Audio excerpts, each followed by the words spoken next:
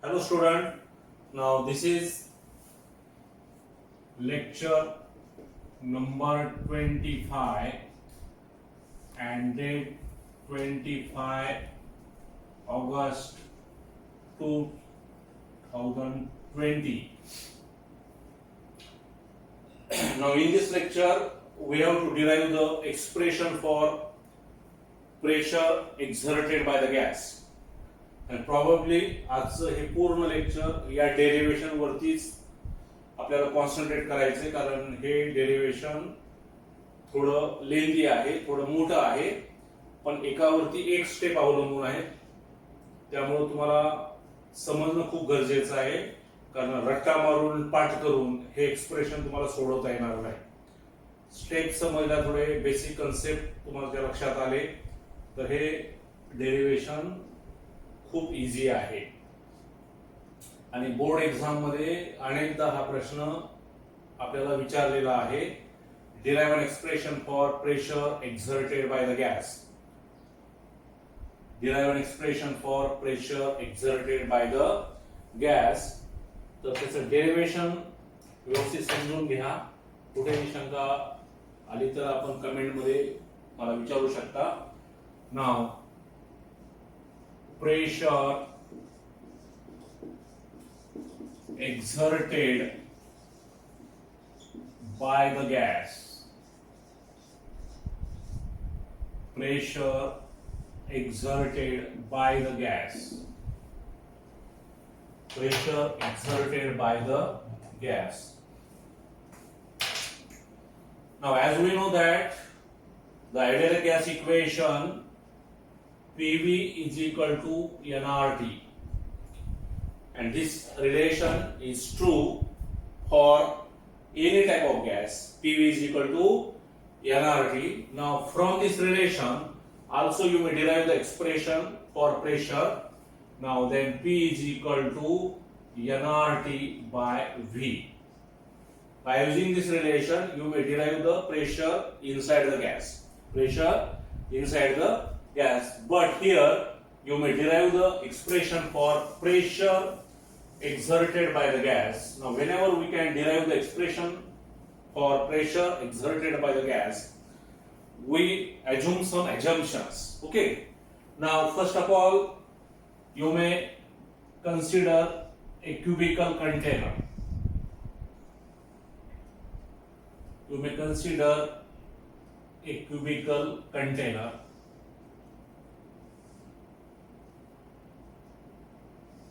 like this. Now this is x-axis, this is y-axis, now then this is z-axis. Now you may enclose an ideal gas is in cubical container of each side length here, of each side length here. तसं gas तुम्ही कुठल्याही container मध्ये ठेवू शकता, cylindrical, cubical, whatever, और irregular shape असो. पण अशा कंटेनर मध्ये गॅस ठेवून जर हे एक्सप्रेशन डिराइव्ह आपल्याला करायचं म्हटलं तर थोडंसं कठीण होतं. तर ते कठीण न होण्यासाठी आपण गॅस क्युबिकल कंटेनर मध्ये एनक्लोज करूया. You may enclose an ideal gas in a cubical container, each side length L.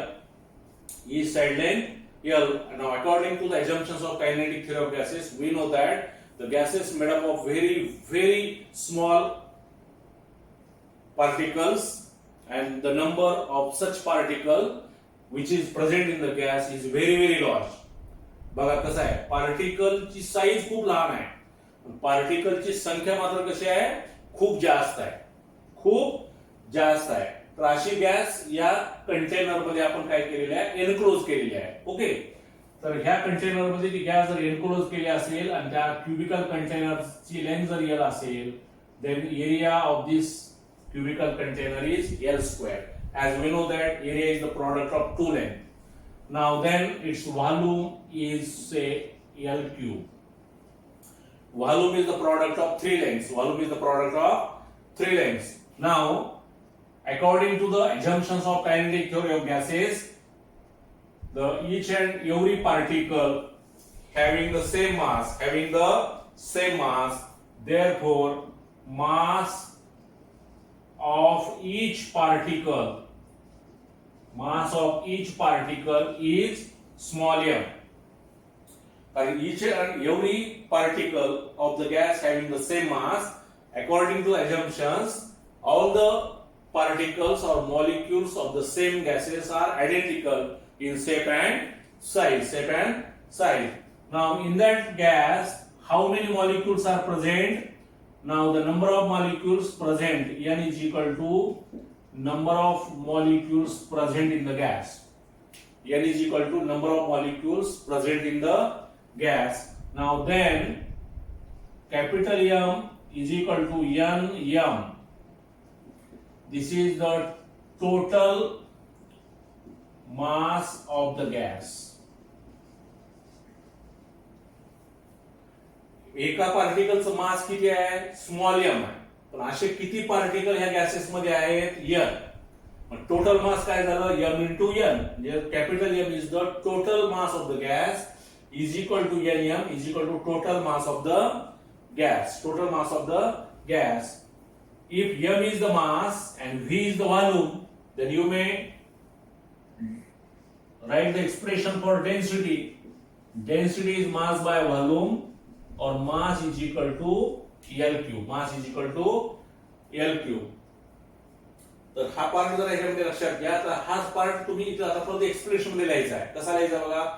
Consider an cubical container of each side length L. The gas is enclosed in a cubical container. The gas consists of n number of moles or n number of molecules or particles, and each particle or molecule have the mass m. Therefore, the total mass of the gas is capital M is equal to n into m. And if length L of the cubical container, then area is L square and volume is L cube. Therefore, the density of this gas is mass by volume, or m by L cube. Okay. Now, as we know that if a gas enclosed in a closed container, then the gas enjoy the complete freedom of motion. They are moving in all possible direction and all possible velocities according to the assumptions of kinetic theory of gases. Why the gas is moving in all possible direction with all possible velocities? Since the intermolecular force of attraction between the gas molecule is negligibly small, therefore they can enjoy the complete freedom of motion, the space available to it. त्यांना जेवढा काही space available आहे त्याच्यामध्ये ते complete freedom of motion न move होत असतात from one point two another point. But remember that if the gas molecule move from one point to another point, the traveling between a molecule between two collision is a straight line. Now then, as the gas molecule moving with all possible velocities in all possible direction, therefore you may say that V1, V2 up to Vn be the velocities of the gas molecule.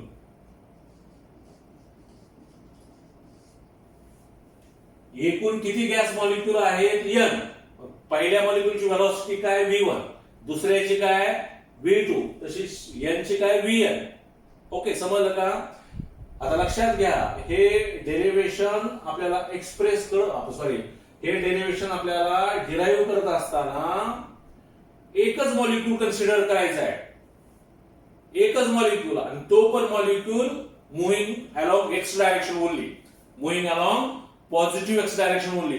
आणि त्याच्यावरनं पुन्हा similarly घेऊन आपण इतर मॉलिक्यूलचे expression derive करायचे आणि त्याच्यावरनं आपल्याला pressure exerted by the gas काढायचं आहे. ओके, त्यामुळं पहिली फक्त वेलोसिटी आपण कन्सिडर करूया. नाव V1 be the velocity. Now this velocity resolve three mutually perpendicular components I, J and K along x, y and z axis. Now suppose that this is the molecule moving along positive x direction. Positive x direction. This is the molecule moving along z direction. This is the molecule moving along y direction. Y direction. Now this is the shaded area. Now then V1 is equal to V1x I plus V1 y j plus V1 z k. Equation number first जरा हे कसं आलं बघा.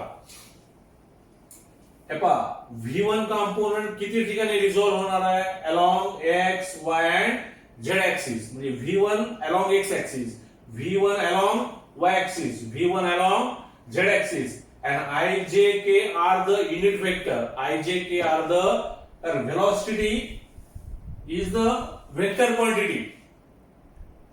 And any vector quantity possesses both in its magnitude as well as direction. Magnitude as well as direction. Now I, j, k are the unit vectors along x, y and z axis. Along x, y and z axis. Remember that unit vector help us to give the direction of vector. Unit vector help us to give the direction of any vector separate from its magnitude. Separate from its magnitude. And we know that a vector having unit magnitude is called as unit vector. आणि कशालाही एक न जर गुणलं तर गुणाकारामध्ये काहीच फरक पडत नाही. म्हणजे ह्या आय जे के न याचा प्रॉडक्ट जरी घेतला तर गुणाकार तेवढाच येणार आहे. फक्त ह्या आय जे के चं काम इथे महत्वाचं काय, फक्त त्या वेक्टरची काय दाखवणं डायरेक्शन. म्हणजे i along x axis, j along y axis, z along k axis. हे थोडं अवघड वाटेल तुम्हाला, पण थोडं जरा काळजीपूर्वक आपण लिहिलं, विचार करून शांत डोक्यानं, तर हे अजिबात चुकत नाही. बघा V1x I, V1y j, V1z k. 1 for first velocity, x for along x axis, y along y axis, z along z axis. आता आपल्याला फक्त हा ऍक्सिस घ्यायचा आहे, म्हणजे हा कॉम्पोनंट घ्यायचा आहे. V1x I along x axis. Okay. आणि बाकीच्यासाठी आपल्याला सिमिलरली लिहायचंय. तर आता समजून घ्या. आता ज्यावेळेस हा मॉलिक्यूल या पॉइंट पासून या शेडेड एरियाकडे जाईल, okay, as the molecule move from one place to another place along x direction, and as the particle can changes its position from one to another, it possesses some mass and with some velocity, and the product of mass and velocity is the momentum. Therefore the linear momentum of the particle along x axis is m v1x I. किंवा याला असंही म्हणता येतं आपल्याला v1 is equal to v1x I cap plus v1y j cap plus v1z k cap. हे cap म्हणजे vectors आहे. बघा, linear momentum of A component of A particle. The linear momentum of A component of A particle moving towards positive x direction, having the linear momentum mass into velocity m v1x I. As this molecule move from this point to this point and collide with the shaded area, then it is rebound with same velocity. But in opposite direction. As it is linear momentum, then this is the final momentum. Therefore final momentum final momentum is equal to minus m v one x i. बघा समजतंय का? थोडं काळजीपूर्वक समजून घ्या. Momentum कशाचा गुणाकार आहे? Mass into velocity. तर हे झालं v1x म्हणजे अलॉंग एक्स ऍक्सिस आहे. फायनल मोमेंटम काय म्हणजे हा पार्टिकल इथून निघाला, या स्ट्रेट एरियावर आदळला. आपण अझम्पशन मध्ये बघितलं as the molecule constantly collide with themselves and also wall of the container. म्हणजे हा मॉलिक्यूल इथून निघाला, इथपर्यंत आला, ह्याला आदळल्याच्या अगोदरचं मोमेंटम काय असेल?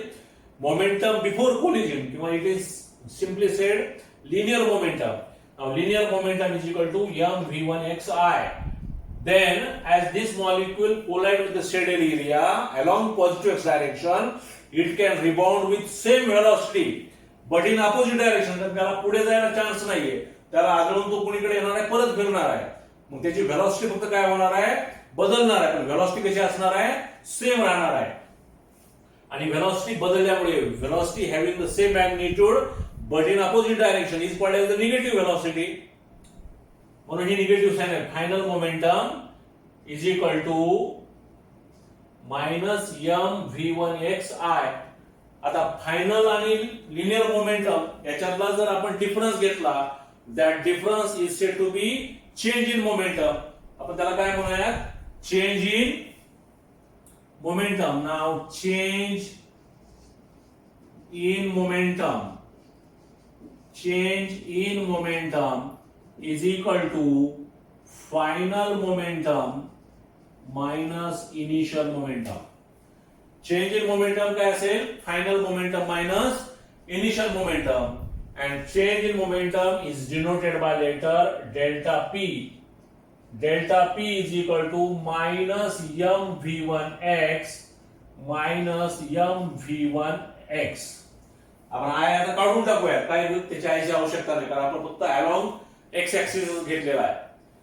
डेल आणि आय ठेवला तरी काही फरक पडत नाही, नाही ठेवला तरी काही फरक पडत नाही. Change in momentum is equal to minus m v one x minus m v one x.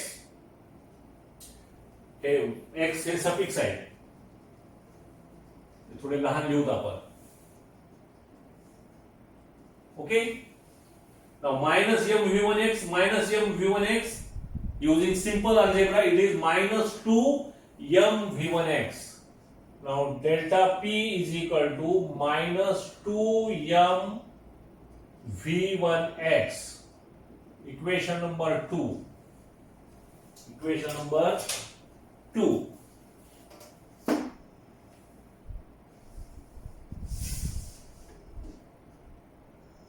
बघा जरा अलग लक्षात. Now here negative sign indicate that the molecule lost its momentum during collision. Negative याचा अर्थ काय? मोमेंटम इथे काय झालेलं आहे? लॉस झालेलं आहे. कशामुळं? कोलिजन मुळे. कोलिजन कुणाबरोबर झालेले आहे? कंटेनर बरोबर किंवा वॉल ऑफ द कंटेनर. पण according to the assumptions of kinetic theory of gases आपण अज्युम काय केलेलं आहे? The collision is perfectly elastic. Collision is perfectly elastic याचा अर्थ असा होतो की as the one molecule loses its momentum, the another molecule gains an equal amount of momentum. Then the momentum is conserved. बघा. Now here negative sign indicates that the molecule lost its momentum and container gains an equal amount of momentum.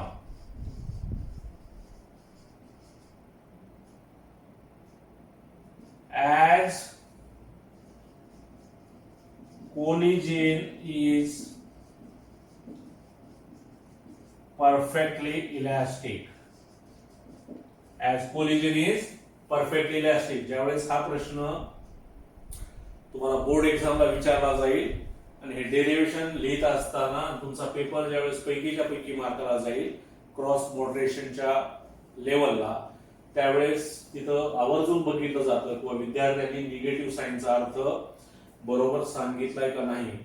कारण negative साईनचा अर्थ त्याच विद्यार्थ्याला सांगता येतो ज्यांना हे ॲजम्पशन्स आणि थेरी समजलेले असते. परत एकदा बघा, negative sign indicate that the molecule loses its momentum as the momentum is conserved or the collision is perfectly elastic, therefore the another molecule gains an equal amount of momentum. But here the momentum loses due to its collision, and the collision takes place due to the wall of the container. Therefore the wall of the container gains an equal amount of momentum. जेवढी loss होईल तेवढीच gain होईल, जेवढी loss तेवढीच gain.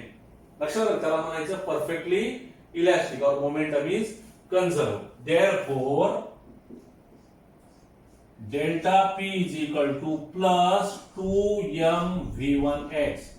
Equation number 3. समजलं का?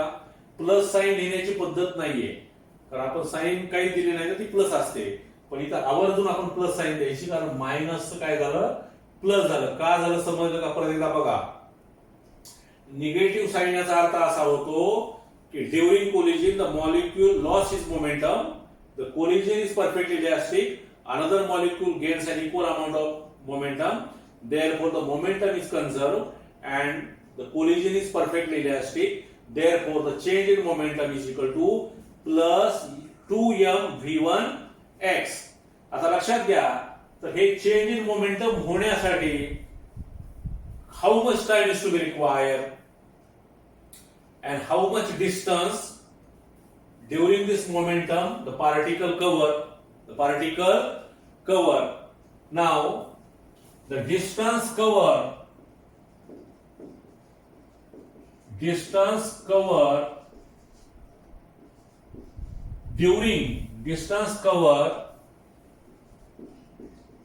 during such collision is equal to 2l. तर त्या क्युबिकल कंटेनरची साइड लेंथ किती आहे? l. जाण्याचं डिस्टन्स किती? l. आणि परत येण्याचं किती? l. l plus l 2l, कारण length is a scalar quantity.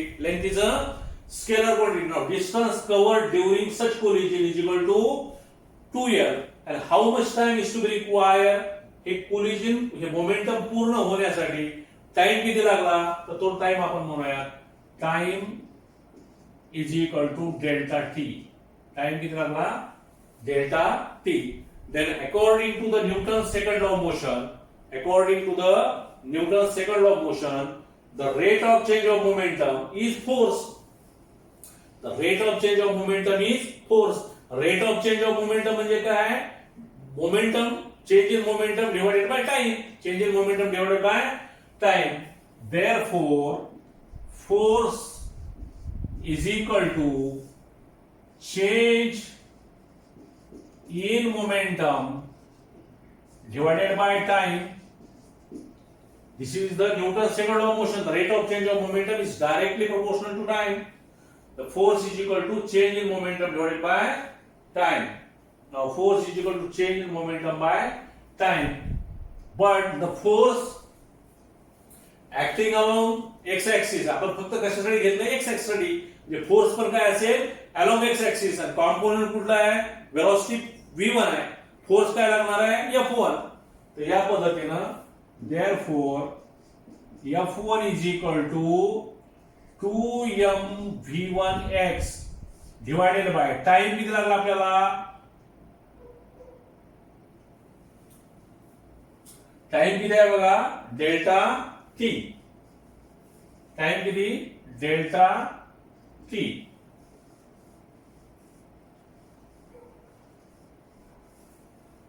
Time delta t. But delta t is equal to distance by velocity. Formula is standard. Velocity is equal to distance by time. Velocity is equal to distance by time. Therefore time is equal to distance by velocity. पण distance किती? 2l आणि velocity किती v1x. Velocity किती v1x. Okay, now you may substitute the value of delta t. Suppose this is equation number 4, this is equation number 5. Now substitute the value of equation 5 in 4, then F1 is equal to 2m v1x divided by 2l v1x. Now this 2 get cancel and to v1x वरती जर गेला, it is shifted to numerator. Now then therefore F1 is equal to m v1x square divided by l. Divided by l. This is l. Now equation number 6. याच्या पुढचा part आपण हे जरा revisit करून बघूया. बघा परत एकदा, आणि हे मी कट करण्याच्या अगोदर याचा स्क्रीनशॉट घ्या काढून. ओके, बघा आता परत एकदा.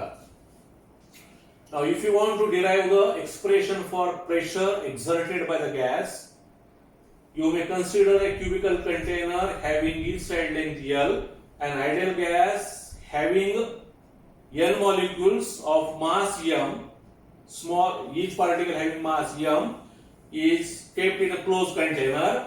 Then area is L square, volume is L cube. The total mass of the gas is Nm is equal to total mass, density mass by volume, m by L cube.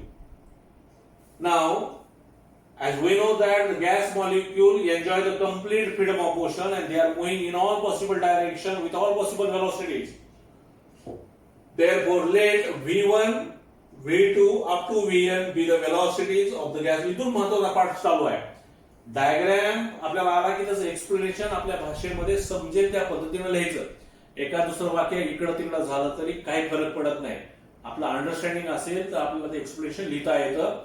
रट्टा मारत बसायचं नाही. एका दुसरं वाक्य, आता मी पण पहिल्यांदा म्हणून नंतर बोलले माझं एका दुसरं वाक्य मागे पुढे होऊ शकतं.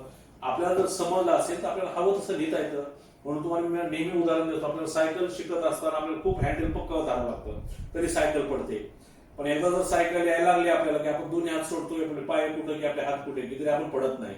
It is the practice. Okay, तर तो समजला भाग की आपल्याला हवं तसं एक्सप्रेशन त्याचं लिहिता येतं. जर समजलं नसेल तर मग सगळे प्रत्येक वळणावर आपल्याला पाठ करत बसावं लागतं. हे फिजिक्स साठी चांगलं नाही. पाठ करणं, रट्टा मारणं योग्य नाही. आपल्याला समजून घेणं, अंडरस्टँडिंग करणं, it is very very important.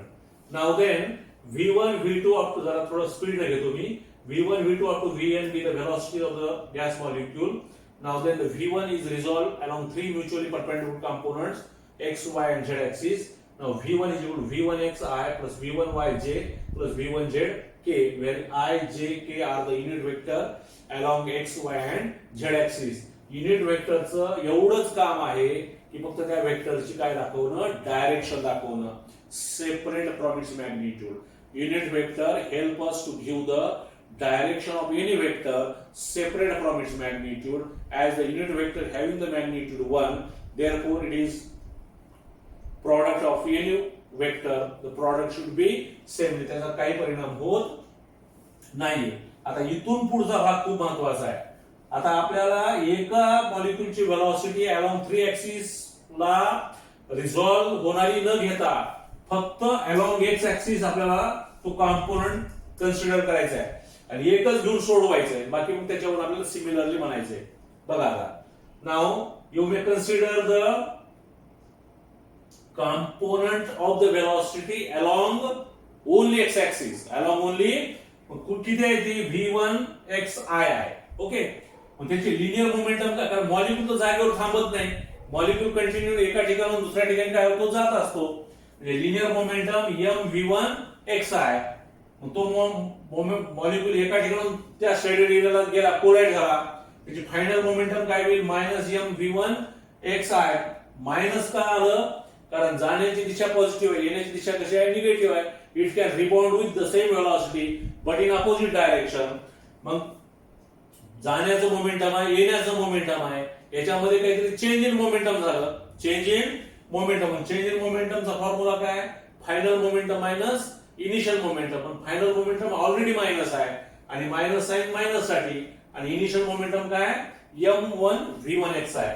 त्या व्हॅल्यू जर आपण पुटअप केल्या minus m v1x minus m1 नाही सॉरी, आणि m1 आपल्याला का घ्यायचं नाही? तर प्रत्येक पार्टिकलचा मास कसा आहे? सेम आहे. कसं आहे? सेम आहे. मग m minus m v1x minus m v1x हे काय झालं? Minus 2m v1x. पण निगेटिव्ह साइन काय सांगते? मॉलिक्यूल मोमेंटम काय केलेलं आहे? लॉस केलेले आहे. आणि इथं तर कोलिजन कशी आहे? परफेक्टली इनॅस्टिक आहे. म्हणजे मॉलिक्यूलनं मोमेंटम काय केली पाहिजे? गेन केली पाहिजे. जेवढी लॉस झाली तेवढीच काय व्हायला पाहिजे? गेन व्हायला पाहिजे. तरच ती कोलिजन कशी आहे? परफेक्टली इलॅस्टिक आहे. आणि तरच तो मोमेंटम काय होणार आहे? कन्झर्व होणार आहे. मोमेंटम कसं राहणार आहे? कॉन्स्टंट राहणार आहे. Now delta P is equal two plus 2m v1x. पण हे मोमेंटम होण्यासाठी पार्टिकल इथून इकडे गेला किती डिस्टन्स ना? l, आणि परत किती आला? l ना. l प्लस l किती झाले? 2l. आणि याच्यासाठी टाइम किती लागला? Delta T. त्या पार्टिकलची व्हेलॉसिटी ऑलरेडी किती आहे? v1x. तर आपल्याला व्हेलॉसिटी माहित आहे, टाइम माहित आहे, डिस्टन्स माहित आहे. तर त्याच्यावरून आपल्याला टाइम काढता येईल. टाइम बरोबर डिस्टन्स बाय व्हेलॉसिटी. पण आपल्याला फोर्स बरोबर माहित आहे, फोर्स बरोबर change in momentum by time. तर change in momentum 2m v1x आणि टाइम 2l बाय v1x. हा 2 to get cancel. Then f1 is equal to m v1x square divided by l. Equation 6. Equation 6 पर्यंत थोडीशी काठलेल्या पातळीचे derivation आहे. पुढे आता फक्त मेकॅनिकल पार्ट आहे. f1 च्या ठिकाणी f2 ठेवायचा, v1 च्या ठिकाणी v2 म्हणायचं. Like that. Okay.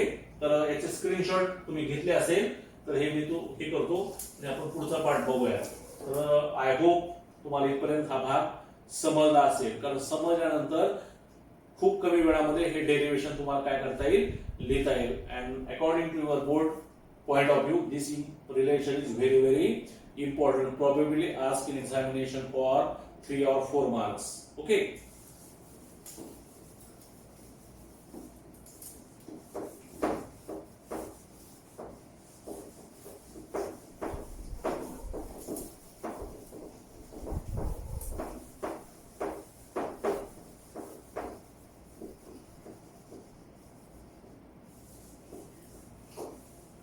Now then, similarly, F2 is equal to m v2x square divided by L. F3 is equal to m v3 square x divided by L. Therefore, Fn is equal to m vn square x divided by L. Now the total force exerted along x-axis is Fx. Total force exerted along x-axis Fx. F1, F2 plus up to Fn. But F1 is equal to m v1 square x divided by L, m v2 square x divided by L plus up to m vn x square divided by L. This is the value of Fx. मी तुम्हाला मगाशीच बोललो equation 6 पर्यंत थोडंसं काठीने पाहिजे आहे. पुढे फक्त मेकॅनिकल आहे. F2, F3, Fn, Fx. आता जिथं x आहे तिथं y म्हणायचं, जिथं y आहे तिथं z म्हणायचं, जिथं x आहे तिथं y ठेवायचं, जिथं y ठेवलं तिथं z ठेवायचं. बघा. Now then Fy is equal to m v1y square L plus m v2y square divided by L plus up to m vn square y divided by L. And Fz is equal to m v1z square divided by L plus m v2z square divided by L. थोडं जरा काळजीपूर्वक लिहा suffix लिहिताना. plus up to mvn z square divided by n. तुम्हाला equation द्यायचे असतील तर हा नंबर देऊ शकता तुम्ही. Equation number 7, equation number 8, equation number 9. कसं आलं समजलं? Now then the total force exerted along x, y and z axis, then fx plus fy plus fz असं आपण करायचं नाही. याचा अर्थ असा आहे की force is a vector quantity and we cannot add the vector using ordinary algebraic rules. Okay? तर ह्या फोर्सला तुम्हाला अगोदर स्केलर करून घ्यावं लागेल. काय करून घ्यावं लागेल? स्केलर. तर ह्या फोर्सला स्केलर करायचं असेल तर आपल्याला एक्सप्रेशन काढायचे प्रेशरचं. And pressure is force by area. Pressure is force by area and pressure is a scalar quantity. Okay. Therefore, similarly, the pressure exerted along x-axis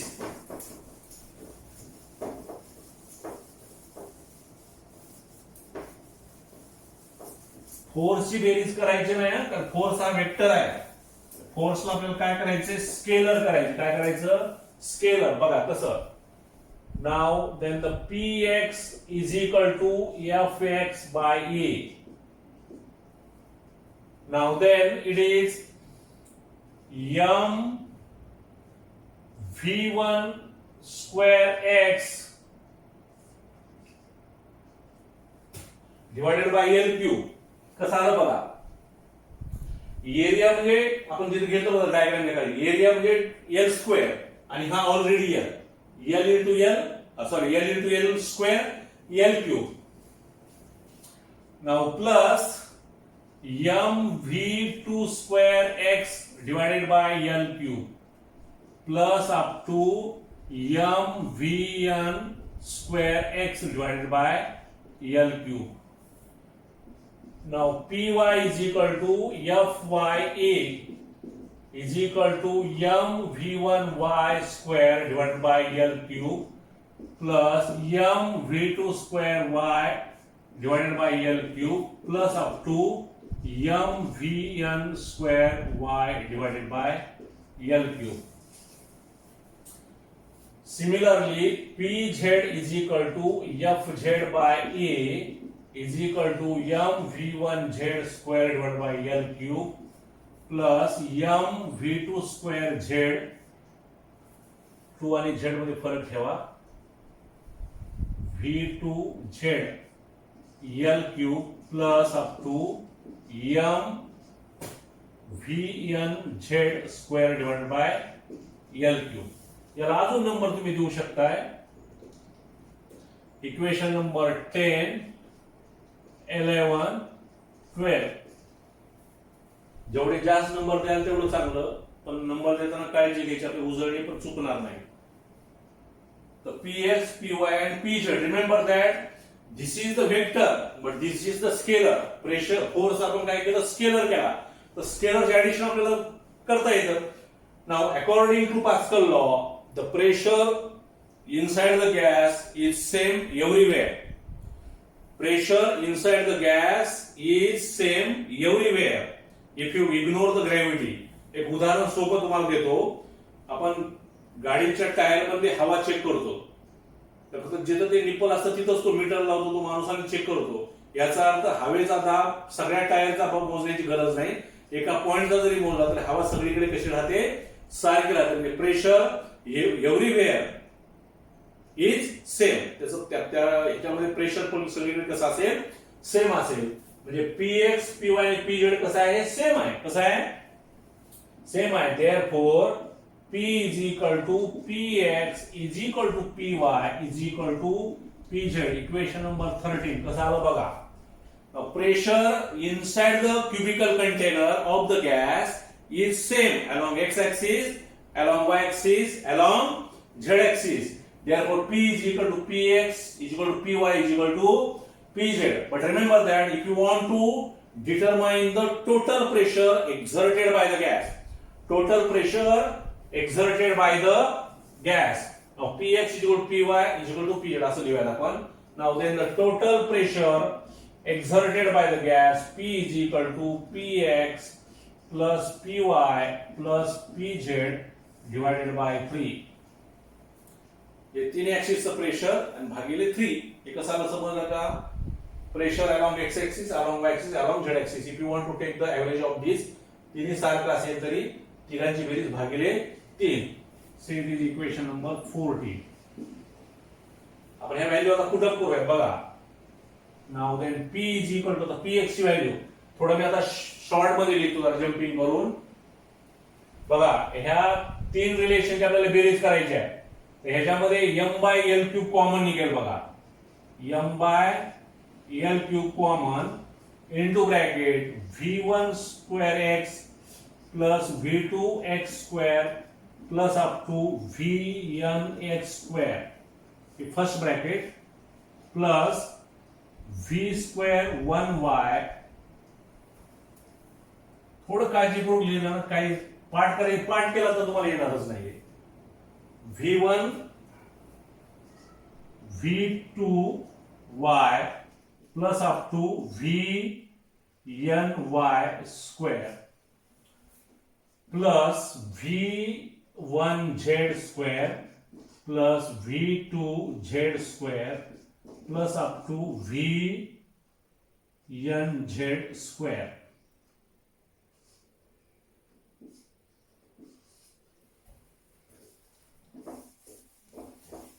now then हे कसं घेतलं बघा. ह्या तिघाची तुम्ही एक स्टेप वाढवा, पण अगोदर इतक्या स्टेप वाढले त्यामुळे थोडंसं मिनिमाइज केलं तर बरं राहील. म्हणजे आपण काय केलं, ह्या पहिल्यामध्ये m आहे तर l cube, m l cube, m l cube. आपण m l क्यूब काय केला, कॉमन घेतला. हे एका ब्रॅकेटमध्ये घेतलं, ही व्हेलॉसिटी एका ब्रॅकेटमध्ये, ही व्हेलॉसिटी एका ब्रॅकेटमध्ये. ठीक आहे.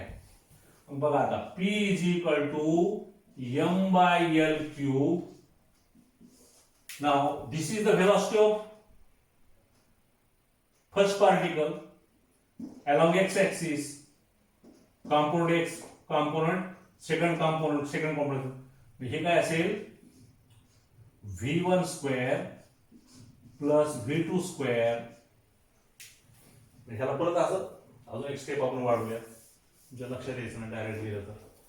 याच्यामध्ये असं लिहिलं आपलं v1 x square plus v1 y square plus v1 z square plus v2 x square plus v2 y square plus v2 z square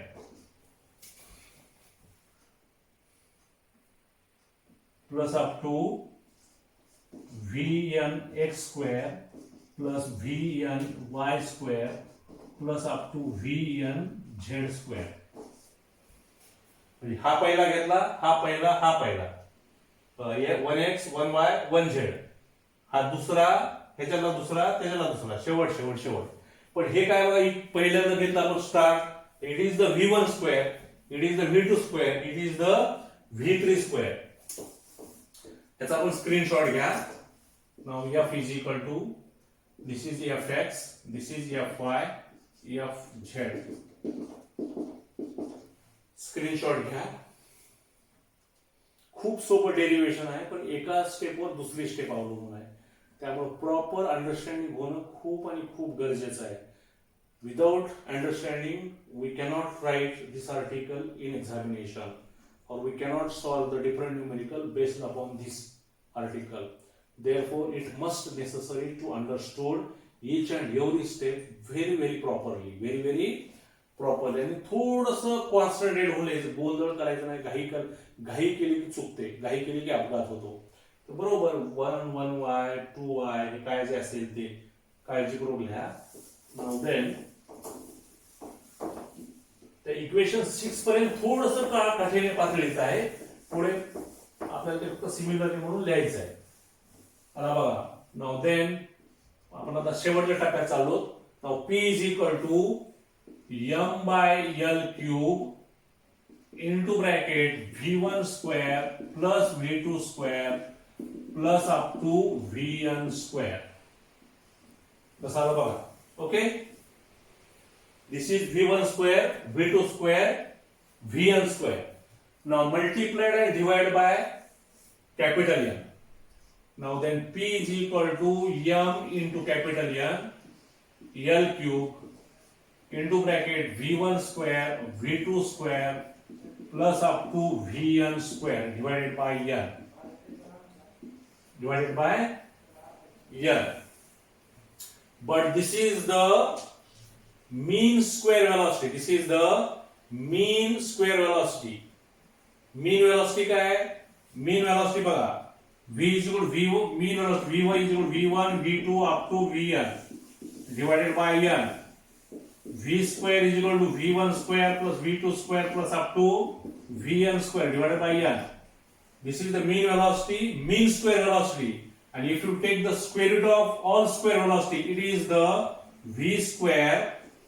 It is called as Vrms is equal to V1 square plus V2 square plus up to Vn square divided by N in a square root sign. In a square root sign. तर याला आपल्याला लिहिता येतं V square RMS. V square RMS. बघा. आणि M into N आपण त्या डायग्रामच्या खाली लिहितो. M into N it is the total mass of the gas. Therefore P is equal to capital M. But L cube is volume. L cube is volume and it is V square RMS. It is V square RMS. Now say it is equation number 15. Now equation 15 is the required expression for pressure exerted by the gas. P is equal to 1 by 3 कुठं तर राहिलं. आपण इथं काय केलं px मध्ये m by l cube common घेणार. हा 3 राहिला. हे 1 by 3 इथं. हे 1 by 3 इथं येईल. इथे 1 by 3 येईल. इथं 1 by 3 येईल. इथे 1 by 3 येईल. लक्षात आलं का? हे कसं आलं बघा परत एकदा. P आपण फक्त किमती कशा ठेवल्या px py आणि pz. हे 1 by 3 राहिलं ना. आपण कारण प्रेशर सगळीकडे सारखं आहे आणि तिघाचा एव्हरेज काय केलं 3 म्हणजे 1 by 3. 1 by 3 common.